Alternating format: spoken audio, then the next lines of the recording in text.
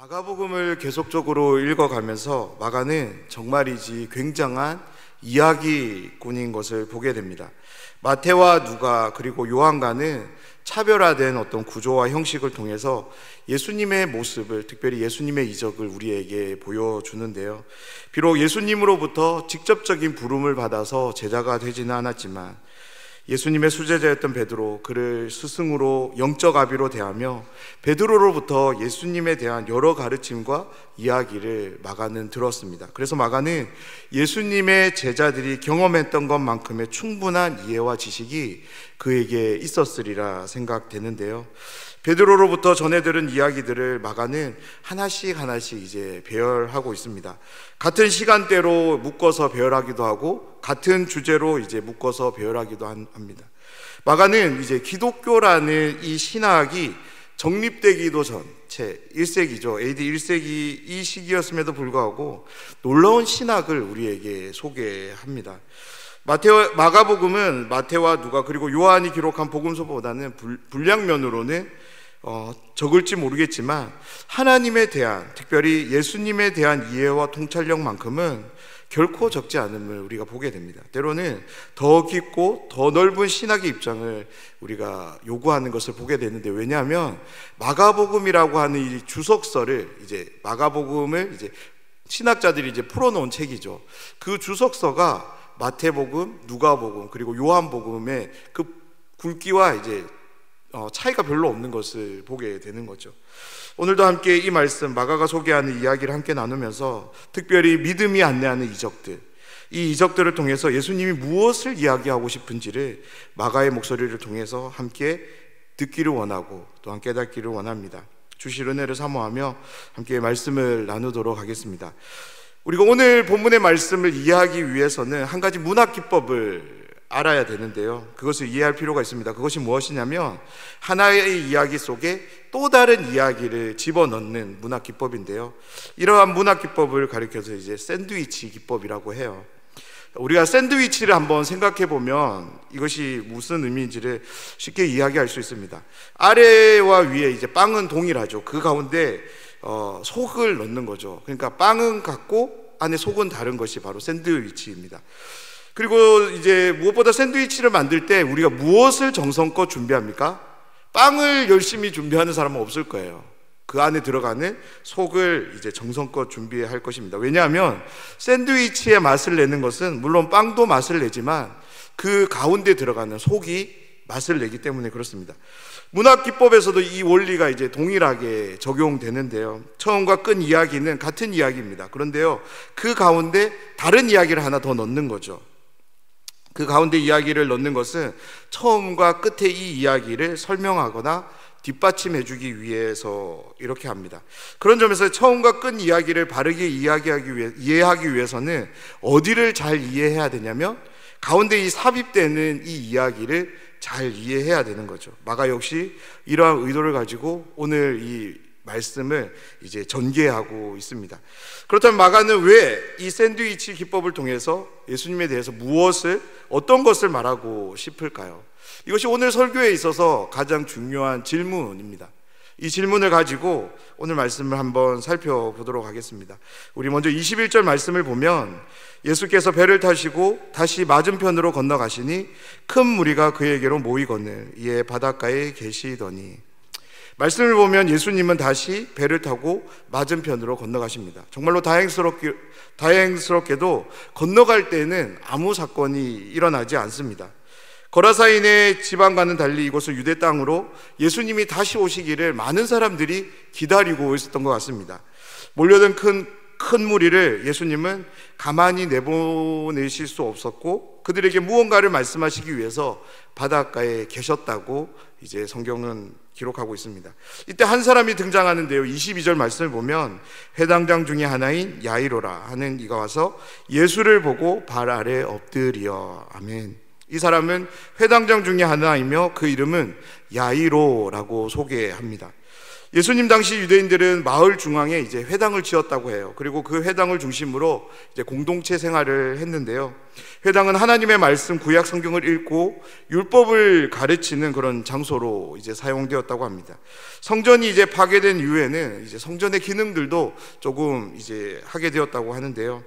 회당장은 회당에서 진행되는 예배나 성경 낭독 그리고 율법을 가르치는 등 어떤 전문적으로 훈련받은 랍비와 서기관은 아니었다고 해요.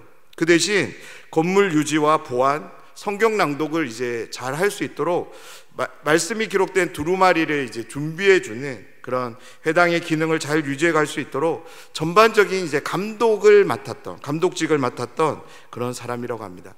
근데 무엇보다 이 회당장으로 세울 때는 그 마을의 장로들이 이제 의견을 모으는데요. 어떤 사람을 회당장으로 세우냐면 마을에서 덕망을 갖춘 사람들을 대부분 이렇게 세웠다고 합니다.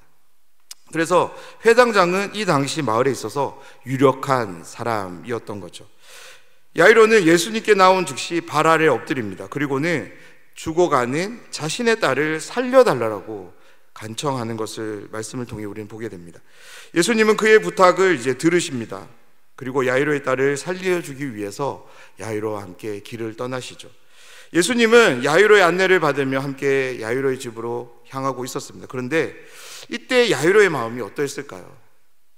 예수님과 함께 가고 있기에 그의 마음은 온통 이제 곧 딸이 고침받을 생각으로 가득 찼고 그로 인해서 설레었을 것입니다. 분명 예수님을 찾아올 때에는 두려움이 있었을 거예요.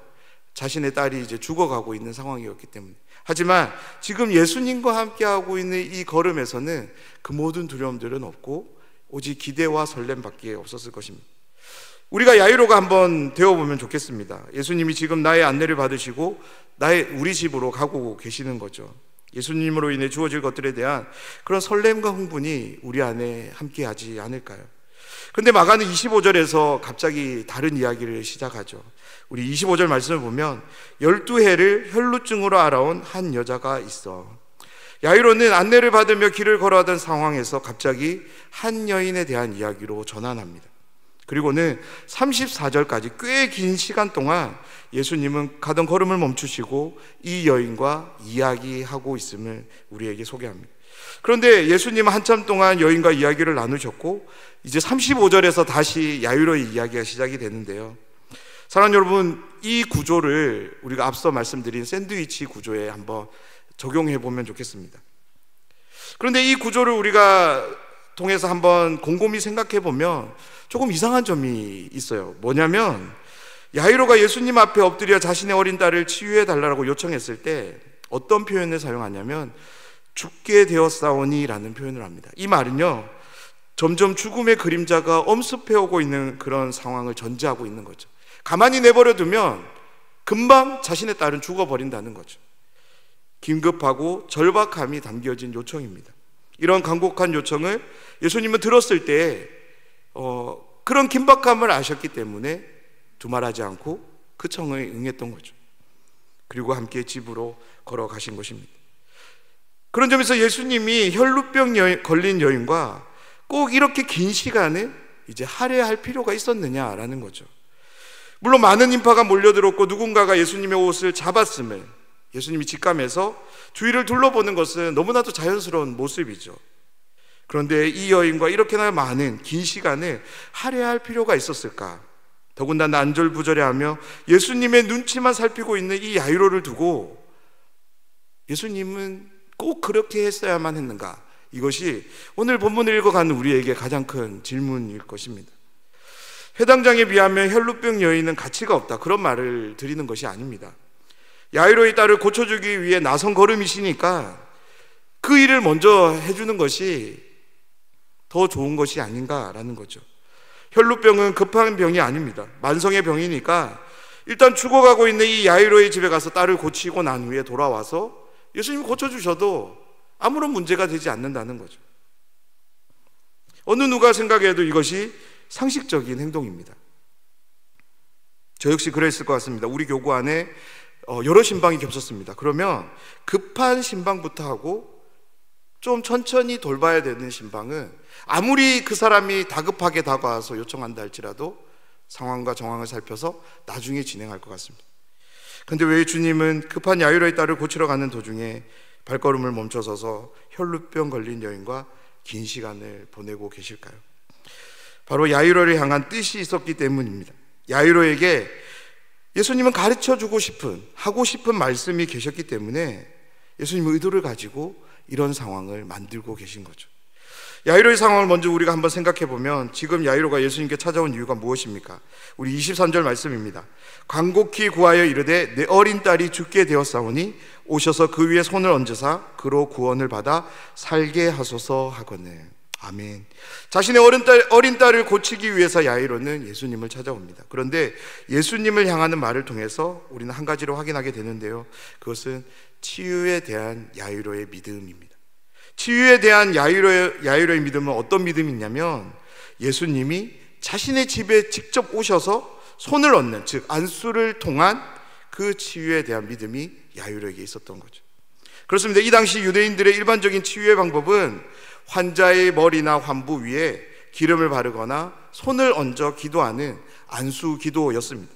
이러한 치유의 방식에 근거해서 야이로는 예수님을 찾아갔고 그 믿음을 보이고 있는 거죠. 사랑하는 여러분, 야이로의 이 부탁은 절대 작은 믿음에서 되어지는 행동이 아닙니다. 야이로의 신분이 무엇이라고 했습니까? 회당장입니다. 우리는 경험한 바 없지만 유대인들은 종교 중심 사회였습니다.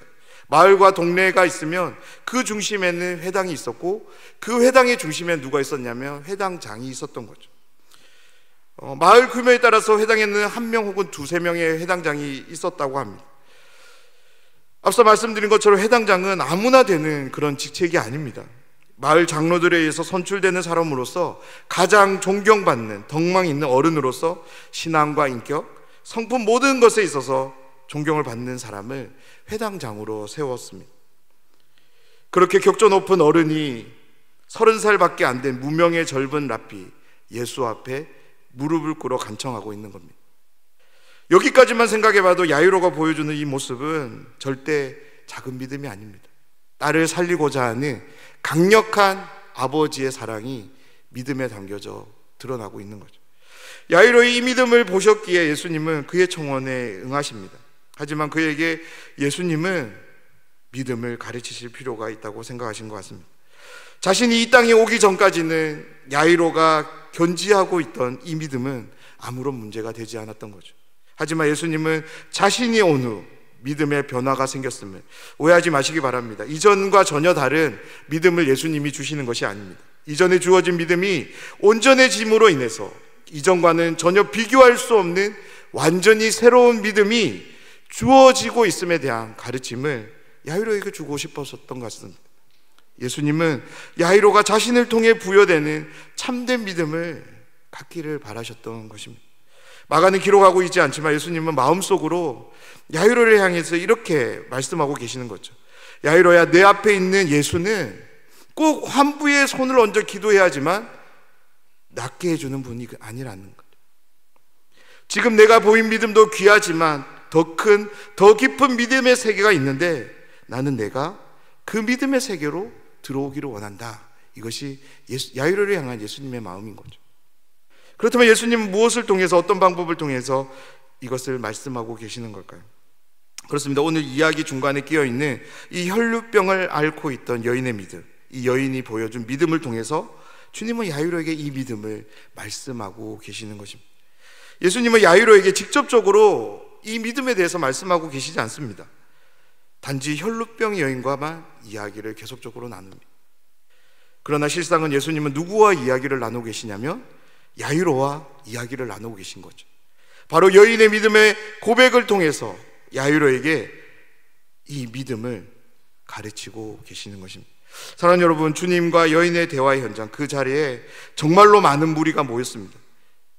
그런데 그 가운데 누가 가장 귀를 기울이고 있을까요? 그것은 바로 야이로입니다. 왜 그럴까요? 이 대화가 끝나야지 주님이 자신의 집으로 가실 수 있기 때문인 거죠. 그것을 아는 야이로는 얼마나 애타는 심정으로 주님과 이 여인의 대화를 가만히 듣고 있었을까요? 그 애타는 심정 중심에 예수님은 계속적으로 야이로에게 이렇게 말씀하시는 거죠. 너도 지금 이 여인이 나에게 한 믿음의 고백을 들었냐고. 너는 너희 집에 가서 손을 얹고 기도해야만 낫는다고 믿는데 너는 왜 전통적인 그런 믿음의 한계에서만 나를 바라보고 있냐고. 너는 왜 너가 경험한 믿음 그 안에서만 생각하고 있냐고. 너도 이 여인처럼 옷자락만 만져도 병이 나을 수 있다는 믿음, 그 믿음을 보이라고 이렇게 도전하고 계시는 것입니다. 너가 가지고 있는 이 그 믿음의 한계에만 머물지 말고 그 믿음의 한계를 깨트리고 한 걸음 앞으로 쑥 나와보라고 예수님은 이렇게 요청하고 있는 것입니다. 이 믿음의 걸음마를 이 여인의 믿음을 통해서 야이로에게 도전하십니다. 예수님은 야이로에게 더 온전한 믿음이 있음을 이 여인을 통해 알게 하시는 거죠. 그 믿음의 길로 초대하고 계십니다. 그리고 그 믿음으로 너의 삶을 살아가라고. 특별히 지금 주어진 이 상황, 딸이 죽는 이 상황 가운데 그 믿음으로 이렇게 함께라고 예수님은 말씀하고 계시는 것입니다. 사랑하는 여러분, 마가는 이 야이로의 이야기를 통해 우리에게 예수님을 향한 믿음을 도전하고 있음을 믿습니다. 너희도 혹 이 야이로처럼 내 지식, 내 경험에만 머물고 있는 믿음을 가지고 있는 건 아닌가? 말씀을 의지하여 더 깊은 믿음의 세계가 있음을 깨닫고 그 세계로 한 걸음 더 나아올 것을 예수님은 도전하고 계십니다. 아멘. 이 시간 주님 앞에서 우리의 믿음의 한계가 깨어지고 믿음이 더 온전해지기를, 그래서 믿음의 본질과 핵심 안으로 들어가서 그 믿음이 우리의 삶에 선사하는 놀라운 삶을 온전히 받아 누리는 그런 삶이 되기를 주님의 이름으로 축복합니다. 두 번째로 생각해 보고 싶은 것은 예수님이 지금 야이로에게 요청하는 믿음은 어떤 믿음일까라는 거죠. 회당장이 예수님 앞에 나와 무릎을 꿇고 있는 것, 그것은 정말로 대단한 믿음입니다. 그러나 예수님이 정말로 야이로에게 주고 싶었던 믿음, 야이로가 알기를 바랬던 그 믿음은 어떤 믿음이었을까요? 그것은 바로 믿음은 하나님에 대한 온전한 신뢰라는 거죠. 우리 한번 따라해 보면 좋겠습니다. 제가 자막을 준비했는데요. 믿음은 하나님에 대한 온전한 신뢰입니다. 한 목소리로 한번 따라해 보면 좋겠습니다. 믿음은 하나님에 대한 온전한 신뢰입니다. 아멘. 예수님이 야이로에게 바라는 믿음은 하나님에 대한 온전한 신뢰였습니다. 뻔한 이야기를 하신다고 하실지 모르겠지만, 그런데 정말로 우리가 이 말에 대해서 뻔한 이야기라고 말할 수 있을까요? 말씀을 거울 삼아 우리의 믿음을 한번 돌아보기를 바랍니다. 여러분, 오늘 말씀을 보면 마음이 편치 않는데요. 왜냐하면 35절 말씀을 보면 아직 예수께서 말씀하실 때에 회당장의 집에서 사람들이 와서 회당장에게 이르되 당신의 딸이 죽었나이다. 어찌하여 선생을 더 괴롭게 하나이까? 저는 35절을 시작하는 이제 아직이라는 이 부사를 보면서 마음이 참 무거워졌습니다. 아직이 어떤 상황을 의미합니까? 회당장의 집 사람이 와서 회당장에게 비보를 알리죠. 어떤 소식입니까? 당신의 딸이 죽었다는 소식입니다. 이 부보가 전해지는 그 순간을 마가는 아직이라는 말로 표현하고 있는 거죠. 이때까지 예수님은 이 여인과 이야기를 나눴다고 기록하고 있습니다. 집사람은 하인일 것입니다. 그 사람으로부터 딸의 죽음을 전해드는 야이로의 심장은 어땠을까요? 야이로에게 이 하인이 전해준 이 말은 모든 것이 끝났음을 의미하는 말이 아니었을까요? 야이로에게 이제 예수님을 붙잡을 믿음, 그 믿음 또한 사라지게 하는 말이었을 것입니다. 여러분, 우리의 자녀를 한번 생각해 보면 좋겠습니다. 특별히 아버지에게 있어서 딸은 언제나 예쁘지만 12살의 딸, 저는 아직 12살의 딸을 가져보지 못해서 아직 잘 모르겠습니다. 근데 많은 사람들에게 물어봤을 때 그때가 가장 사랑스럽다라고 얘기를 하는 것을 들어본 적이 있습니다. 회당장 야이로의 나이를 정확하게 알기는 어렵지만 당시의 시대적 배경으로 봤을 때 야이로는 어느 정도 이제 연륜이 있는 그런 상당한 어른이었을 것이라고 추측할 수 있습니다. 다시 말해서 꽤 늙은 나이에 늦둥이로 이제 얻게 된 딸이었던 거죠. 그런 딸이 죽었다는 것입니다. 딸의 죽음은 야이로에게 있어서 자신의 인생의 끝남을 알리는 경종과도 같은 그런 소리로 들려졌을 것입니다. 자신의 목숨과도 같은 딸 아이의 생명이었기에 그 아이의 목숨을 구할 수만 있다면 모든 것을 할 각오가 되었기에 30이 못 되는 그 젊은 랍비 앞에 야이로는 엎드릴 수 있었던 것입니다. 자식은 도무지 알 수 없는 부모의 마음이 있습니다. 저도 결혼을 하고 자녀를 키워보면서 이제야 그것이 무엇인지 조금씩 알게 되는 것 같습니다. 자식은 부모에게 있어서 인생의 전부이고요, 오늘을 살게 하는 힘이 되고 또 내일의 소망인 것 같습니다. 살아야 하는 이유가 있기에 열심을 내고요, 삶의 의미가 있기에 또 힘들지만 그 무게를 딛고 또 살아가는 것 같습니다. 그래서 부모는 자식을 위해서 언제나 죽어줄 수 있는 사람인 것 같습니다. 그런데 그렇게 사랑하는 12살 딸이 죽은 것입니다. 어린 딸의 죽음 앞에서 야이로는 더 이상 살아야 할 의미가 있을까요? 인생의 끝남과도 같은 절망이 몰려왔을 것입니다. 그런 점에서 야이로가 보인 믿음도 사실상 이 순간에는 모든 의미를 상실하게 되는 거죠. 딸이 죽었는데 무슨 믿음이 필요할까요? 하인의 말처럼 예수님을 더 이상 데려갈 이유가 없어진 것이죠. 딸이 죽은 이 상황에서 예수님이 무슨 소용이 있겠습니까? 야이로는 믿음을 동원해서 주님께 나아갔고 주님께 요청했습니다. 그런데 주님께서 지체하시면서 딸이 죽어버립니다. 물론 딸은 가만히 있어도 죽었을 것입니다. 하지만 예수님이란 분이 고쳐주실 것이라는 믿음을 가지고 찾아갔을 때 예수님은 자신의 요청에 응해 주셨고, 예수님의 응함을 통해서 야이로는 자신이 생각할 수 없는 그 소망을 가질 수 있었습니다. 그런데 예수님께서 여인과 이야기하는 동안에 딸이 죽어버립니다.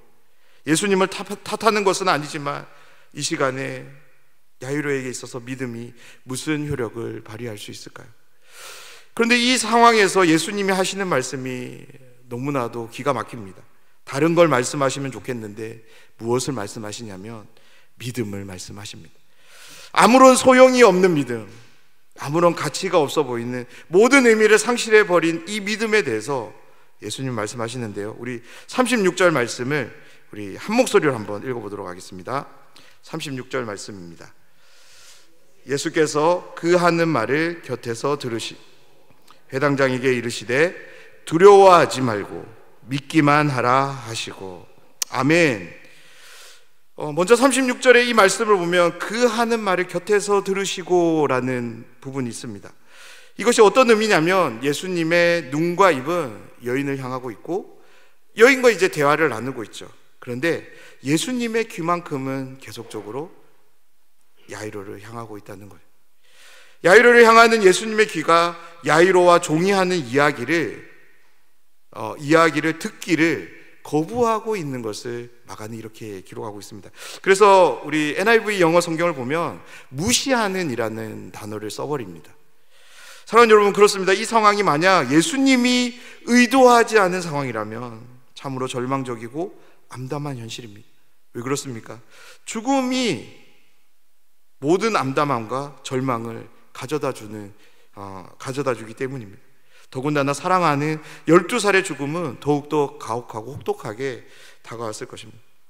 그런 맥락에서 예수님이 하인이 야이로에게 한 그 말을 듣고는 우리가 예수님의 입장에서 한번 생각해 보면 어떤 난처함을 가져야만 하시는 거죠. 미안한 마음을 가지셔야 되는 거죠. 왜 그렇습니까? 자신이 걸음을 멈춘 사이에 이런 비극이 주어졌기 때문에 그렇습니다. 예수님은 이 상황에 대해서 책임을 져야 될 분이신 거죠. 그런 예수님이 돌아서서 야이로에게 무슨 말을 해야 될까요? 만약 저라면 미안하다라는 말도 못할 것 같아요. 입이 10개라도 할 말이 없을 것 같습니다. 그런데 돌아서서 야이로를 향해 예수님은 이렇게 말씀합니다. 두려워하지 말고 믿기만 해라. 사랑하는 여러분, 이런 상황에서 믿음을 말씀하시는 예수님이 여러분 이해가 되십니까? 저라면 예수님께 이렇게 말했을 것 같습니다. 무슨 믿음을 말씀하십니까? 내가 믿음으로 지금 여기까지 왔는데 그 결과가 딸의 죽음이 아닙니까? 이런 말을 하려면 차라리 딸이 죽기 전에 빨리 가서 고쳐주시고 딸이 죽었는데 지금 와서 도대체 뭘 믿으라고 합니까? 저는 이렇게 말할 것 같아요. 사랑하는 여러분, 정말 상상해 보기 힘들지만 야이로의 입장에서 우리가 한번 생각해 보길 원합니다. 딸이 죽었습니다. 그런데 믿기만 하라는 이 말이 어떻게 다가올까요? 믿기만 하면 딸은 살아날 수 있을 테니 이것을 믿으라고 말씀하시는 걸까요? 물론 우리는 이후 진행되는 말씀을 끝까지 읽었고 그 내용을 알기 때문에 예수님께서 그런 의도로 말씀하셨을 거야 라는 그런 생각을 할 수 있습니다. 우리는 스토리의 전체를 다 아니까 그렇게 이해할 수 있을 것 같습니다. 그런데요, 야이로는 어떻습니까? 진행 중입니다. 다음은 모릅니다. 야이로를 향해 예수님은 사건의 결말을 말씀해 주지 않습니다. 그냥 두려워하지 말라고 하고 믿으라고만 말씀합니다. 내 딸이 다시 살아날 것이라는 이런 의미의 믿음을 단 한 군데서도 말씀해 주지 않으십니다. 한글 성경을 보면 이제 믿기만 하라고 번역하고 있는데요, 저는 이 믿기만이라는 이 번역이 너무나도 탁월한 번역이라고 생각합니다. 정말로 기가 막힌 해석이라고 생각하는데요, 왜냐하면 그 어떤 설명도 없이 믿기만 하라고 말씀하고 계시기 때문입니다. 사랑하는 여러분, 우리의 경우도 동일한 것 같습니다. 우리의 신앙생활 속에서 주님께서 우리에게 찾아오실 때, 우리를 만나 주실 때, 특별히 우리에게 믿음을 요구하실 때 하나님은 우리에게 어떤 결과에 대한 보장을 말씀해 주시면서 믿음을 요구하시지 않는다는 거죠. 절대 그렇게 하지 않으십니다. 그렇다면 도대체 무엇 때문에 두려워하지 말고 믿기만 하라고 말씀하시는 걸까요? 두려워하지 말라는 것에는 이런 의미가 담겨져 있는 것 같습니다. 처음 마음을 빼앗기지 말 것에 대한 요청입니다. 예수님은 처음 자신을 찾아왔을 때 야이로가 가진 그 믿음, 그 마음을 견지할 것을 이렇게 말씀하고 계시는 거죠. 왜냐하면 예수님께 처음 나올 때도 딸은 죽음의 그림자가 들어진 상황 가운데 있었고 그로 인해서 야이로에겐 충분한 두려움이 있었습니다. 그런데 그가 두려움 가운데 머물지 않았던 이유가 무엇입니까? 그것은 바로 예수님 때문이었습니다. 예수님이라면 우리 딸을 고쳐줄 것이라는 그 믿음이 있었기 때문에 야이로는 그 두려움을 털고 일어나 예수님께 나온 거죠. 처음 너가 나에게 보인 그 믿음을 계속해서 붙잡을 것을 예수님이 이렇게 요청하고 계시는 거죠. 두려워하지 말고 믿기만 하라고. 사랑하는 여러분, 우리가 열심히 일을 하고 열심히 공부하는, 그로 인해서 많은 돈을 모으는 이유가 무엇입니까? 표면적으로는 거창하고 화려한 많은 이유를 우리는 들 수 있겠지만 사실 속내를 들여다보면 조금이라도 더 확실한 삶을 살고 싶어서 우리는 더 많은 수고를 하고 더 많은 돈을 가지기를 원합니다. 왜냐하면 우리의 인생이 너무나도 불확실하기 때문에 그렇습니다. 나는 확실하게 살고 싶은데 내가 살아가는 인생이 너무나도 불확실하기 때문에 공부를 더 하고 돈을 더 많이 벌고 권력을 얻으려고 하는 거죠. 조금은 더 확실한 수단, 좀 더 안정적인 미래를 확보할 수 있기 때문에 사람들은 다들 애를 쓰면서 이 길을 걸어갑니다. 그런데 문제는 우리가 믿음도 이렇게 생각한다는 거죠. 믿음이라고 하는 것을 하나님을 통하여 얻게 되는 어떤 확실성의 보증으로 생각한다는 거죠. 하나님을 열심히 믿으면 불확실한 이 세상을 확실하게 살 수 있는 어떤 방법, 어떤 축복, 어떤 안정된 보장, 이런 것들을 받게 될 것이라는 그런 기대를 가진다는 것입니다. 그러나 결코 그렇지 않습니다. 예수님이 우리에게 요구하시는 믿음은, 우리에게 정말로 주시고자 하는 믿음은, 다시 말해서 우리에게 찾으시는 믿음은 그런 믿음이 아닙니다. 믿음은 우리에게 어떤 설명을 해주고 이유를 말하고 확실한 미래를 알게 해주는 것이 아니고요, 믿음은 계속해서 주님을 신뢰하는 것이라고 말씀합니다. 어떤 설명이 없더라도 우리의 앞날이 캄캄하고 어둡고 아무것도 보장되지 않는 현실이 계속 주어진다 할지라도 하나님을 온전히 신뢰하는 것, 그것이 믿음이라고 말씀합니다. 알 수 없는 미래에 대해서 이해할 수 없는 상황 속에서 해석되지 않는 무수히 많은 그런 사건들 속에서 아무런 설명이 없고 이유도 없고, 하지만 하나님이시라면 내 삶을 인도해 가신다. 그것을 그냥 입술로만이 아니라 전인격이 온전히 신뢰를 보이는 것, 그것이 바로 예수님이 야이로에게 알려주고 싶은, 야이로에게 찾으시는 믿음인 것입니다. 사랑하는 여러분, 우리의 믿음을 돌아볼 때 우리는 어떻습니까? 처음 보였던 그 믿음을 계속적으로 그대로 간직하며 늘 전인격적인 신뢰로 하나님과 함께 하고 계신가요? 아니면 우리의 삶에 주어진 여러 경험들을 통해서 확률, 통계로 증명된, 마치 그것이 믿음인 것처럼 붙잡고 그렇게 살아가고 계시지는 않습니까?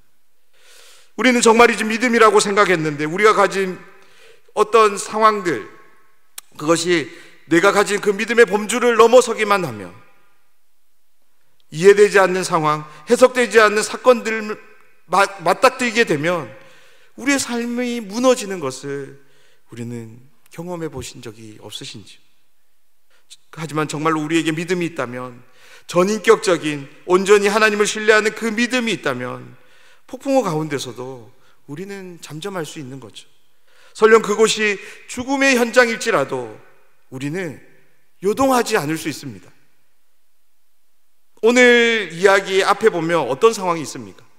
큰 메갈레 폭풍 가운데서 예수님은 평안히 주무십니다. 그런데 제자들은 어떻게 합니까? 요동치고 있는 거죠. 근데 예수님은 무엇 때문이라고 말하냐면 믿음 때문이라고 말합니다. 사랑하는 여러분, 하나님이 우리와 함께 하십니다. 우리와 함께 하시는 하나님은 신실한 분이십니다. 아멘. 하나님은 하나님의 신실함, 그 변함없으시고 한결같은 그분이 함께 하신다는 그 믿음이 우리에게 온전히 함께 한다면 그 어떤 상황이 무슨 문제가 될까요?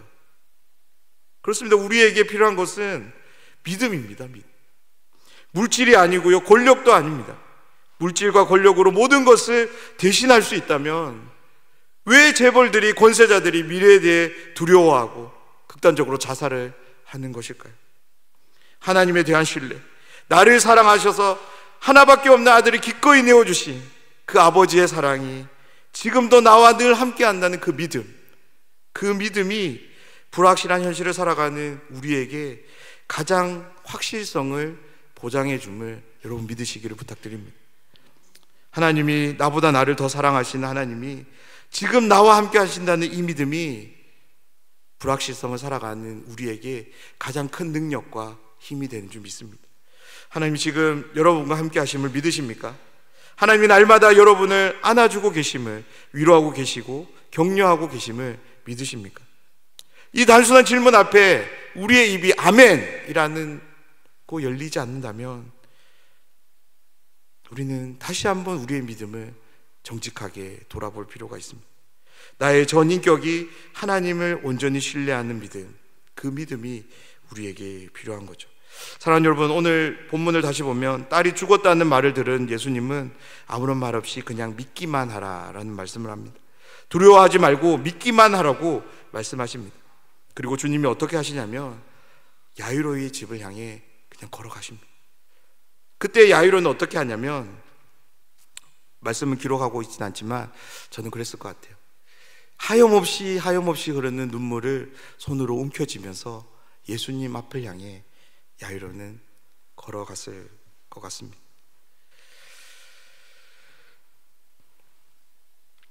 묵묵히 주님 앞에서 자신의 집을 향해 야이로는 눈물을 움켜쥐며 그렇게 걸어갔을 것입니다. 이 시간 우리 마음속에 야이로가 흘리며 걸었던 그 걸음이 우리 마음속에 한번 새겨지기를 간절히 소원합니다. 가슴에 죽을 것만 같은 고통이 휘몰아칩니다. 가슴이 터져 죽을 것만 같습니다. 그런데 야이로는 그 고통을 움켜쥐고 주님과 함께 길을 걸어갑니다. 도무지 이해할 수 없는 현실, 도무지 받아들일 수 없는 상황 가운데서 주님 앞에 믿음으로 나아갔는데 오히려 그것이 복이 아니라 기가 막힌 아픔과 슬픔이었지만 그런 상황 가운데서도 야이로는 주님과 함께 그 길을 걷고 있습니다. 사랑하는 여러분, 이것이 믿음입니다. 아프면 아프다고, 눈물 나면 눈물 난다고 이해되지 않는다면 이해가 되지 않는다고 주님을 바라보며 걸어가는 것이 주님이 우리에게 찾으시는 믿음입니다. 마침내 야이로의 집에 예수님과 함께 도착합니다. 죽은 소녀 앞에 선 주님은 이렇게 말합니다. 달리다굼, 소녀야 일어나라 라고. 오늘 예수님의 이 음성이 잠자던 우리의 믿음에 들려지기를 주님의 이름으로 축복합니다. 잠자던 믿음이 한계에 갇혀있던 그 믿음에 야이로의 믿음에 이 소리가 함께 들려진 거죠. 딸이 일어남과 동시에 야이로도 함께 일어난 줄 믿습니다. 사랑하는 여러분, 하나님이 우리와 함께함을 믿으십니까?